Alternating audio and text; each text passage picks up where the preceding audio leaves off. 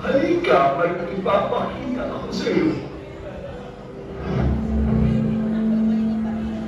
Ito ang kabataan ko.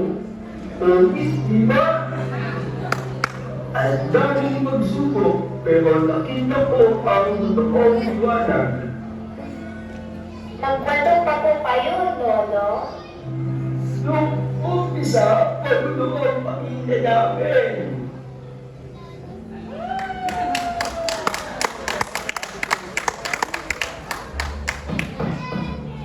Lagi ka naman bang ganito? Wala ka naman binigay natin sa ginagawa mo eh. Sabi ko naman sa'yo, di ba? Maghanap ka na naman ng trabaho. Huwag ka na masyadong mag-alala. Makakabenta din ako sa sasakyan next week. Hindi nga kasi stable ang ginagawa mo. Kailangan ko ng tulong sa paghanap ng pera para sa mga anak natin. Dahil dyan, nawawalan ka na ng oras sa kanila. Hindi mo na kami naaasikaso at nakakausap ng matino. I'm trying to work out our relationship pero... Ako lang ang working sa pamilyang to. I'm making sure na may makain at makakapag-aral ang mga anak natin.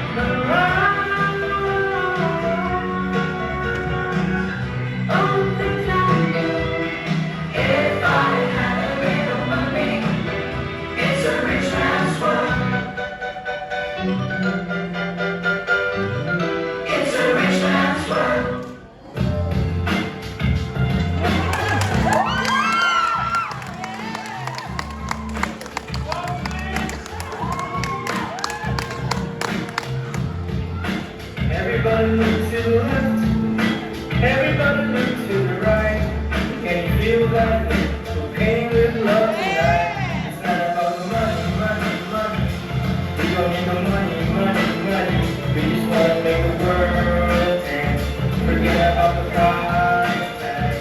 Ain't about the ain't about the but we wanna make the world dance. Forget about the price tag. Ayaw ko sa'yo. Late na ako sa work.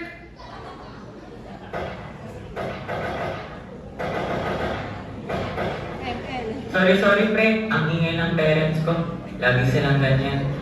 Nagsasagutan tungkol sa amin, pero wala naman silang oras sa amin.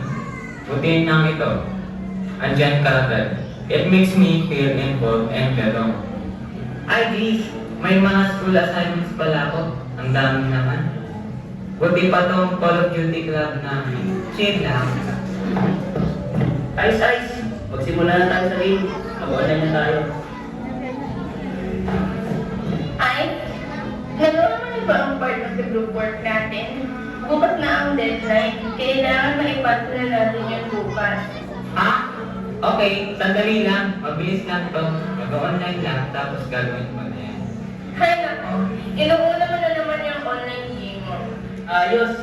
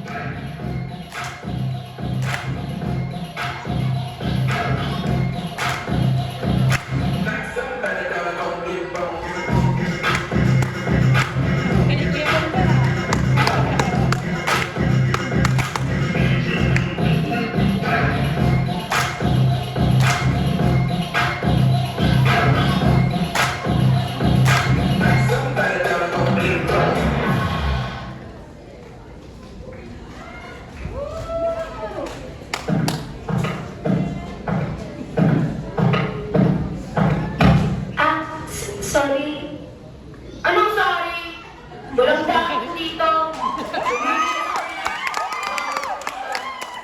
Ano ba ginawa ko sa inyo? At ginaganito niyo ako? Ayaw lang namin sa'yo. Kasi ang geologs mo, meron ka ba nito? I can have my Gucci.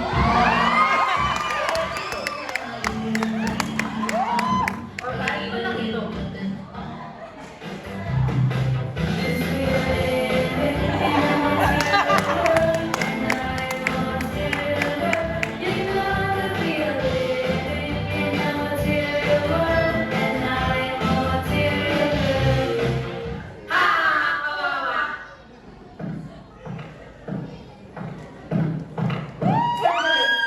Sandali!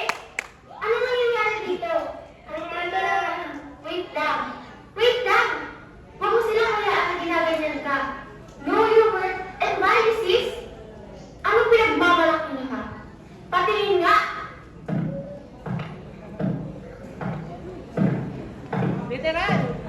What are you doing? Who are you anyway? I'm a cupbearer!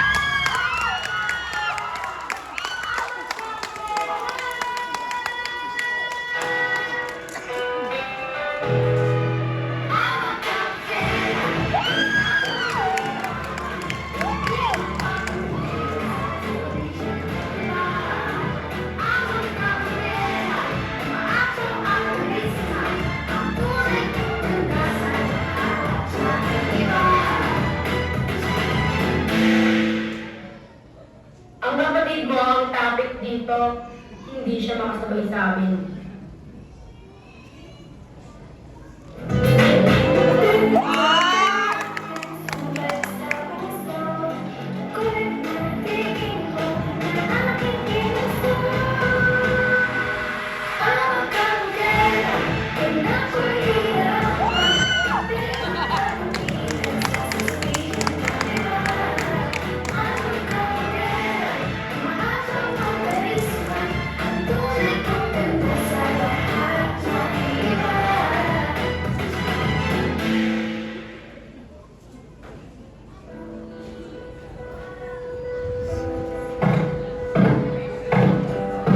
Sana sila, ma, pa, may kanya-kanya silang buhay, may kanya-kanya silang ganap.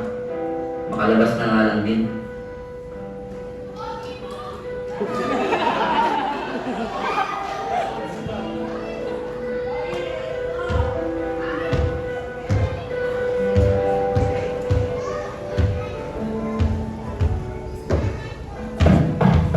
Alexis, tara!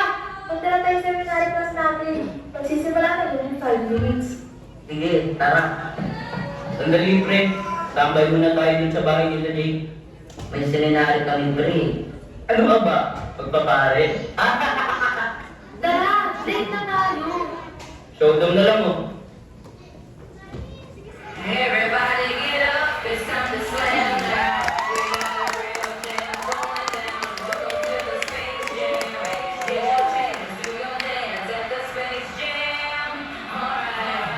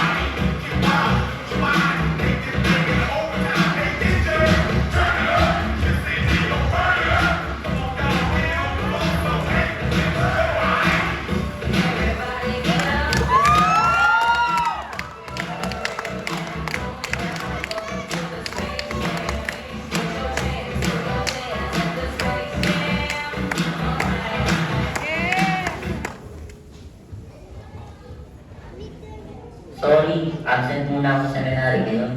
Pasabi na ng sister, may importante akong lakad. Sige, ingat ka ha. Kami na bahala dito kay pare.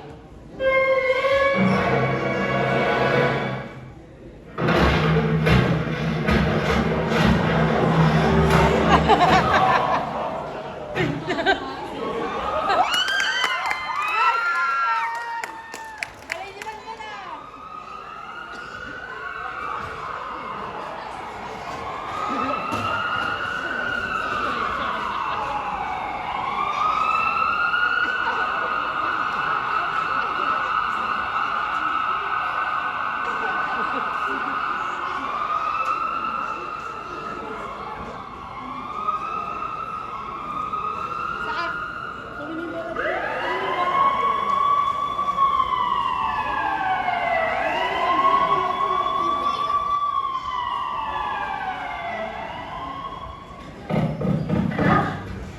Anak, ano nangyari sa'yo? Ano nangyari sa kanito? Kamusta ka na niya, Dok? Your son was unconscious when he was brought to the hospital. He's bruised and covered in blood. With the state he's in, he passed out. Don't worry though, his condition is stable. A little later, he's sure to wake up. Nagpapahinga lang po siya ngayon. Sino gumawa sa'yo nito, Alexis? Teka, akala ko nasa bahay lang kayo. Bakit niyo siya iniwan? Ma, may school kami. At ikaw, ha? Nasaan ka?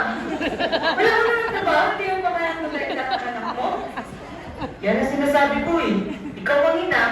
Ikaw dapat ang may alam ng mga whereabouts ng mga anak mo. Nagdadal. Ma, pa, kailangan ko po kayo. Sakit ng katawan ko. Anak, andito ako sa mama. Saan ang masakit, anak? Sandali, tawagin ko ang doktor.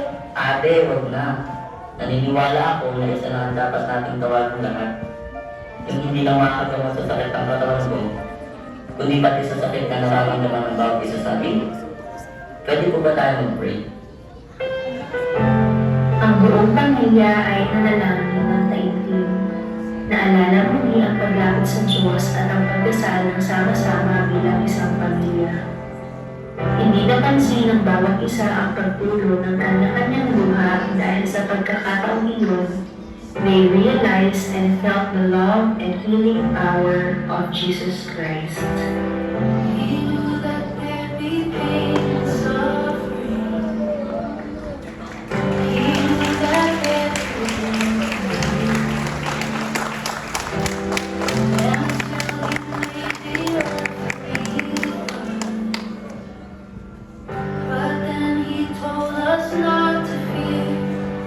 He would take it and wash it all away. If we will believe in His name, He's the healer, the deliverer, from all pains, from all burdens and scars. When you're hurting, find His mercy, and He will fix every piece of your heart.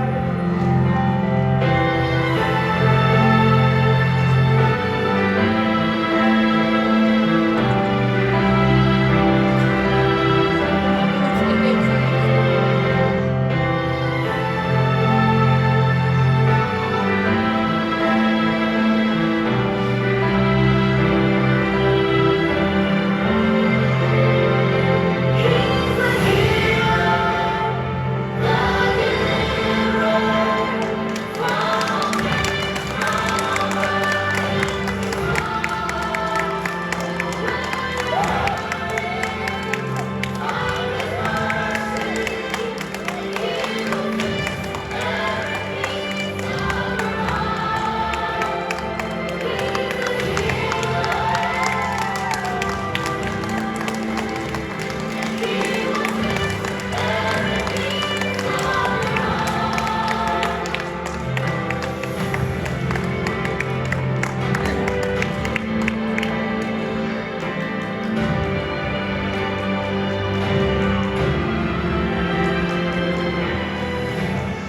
I am grateful that our family were sealed in the temple when I was 7 years old. As you can see in our family singing picture at the back, our hearts were filled with eternal joy during that time. May mga challenges po at mga away, pero nakita ko po sa parents ko that they fully trust in the Lord and teach us that everything is possible in the healing power of the Lord. I love my family so much and we truly trust in His healing power.